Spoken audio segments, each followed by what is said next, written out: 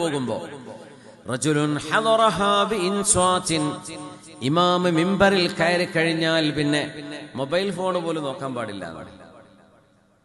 മൻ മസ്സൽ ഹസ്വാ ഫഖദ് ലഗാ, ചരൽക്കല്ലിൽ കൊണ്ട് കൈ തൊട്ടാൽ അവർ ഖുതുബയോടുള്ള അദബ് പാലിച്ചില്ല എന്ന് റസൂലുള്ളാഹി സ്വല്ലല്ലാഹു അലൈഹി വസല്ലം.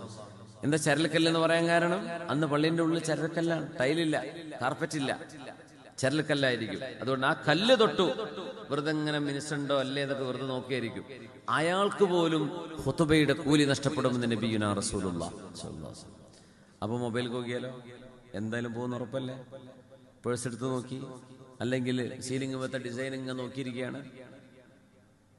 ഇമാം ഖുതുബ തുടങ്ങിക്കഴിഞ്ഞാൽ ഫസ്അഉ ഇലാ ദിക്രില്ലാഹ്, അള്ളാഹുവിന്റെ ദിക്റാണ് നടക്കുന്നത്. ഇനി തിരിഞ്ഞില്ലെങ്കിലും കുഴപ്പമില്ല, ദിക്റാണത്, അള്ളാഹുവിനെ കുറിച്ചുള്ള സ്മരണയാണ്. മിണ്ടാണ്ടിരിക്കണം. ഖുതുബ ഓതുമ്പോൾ ഖുർആൻ ഓതാൻ പാടില്ല.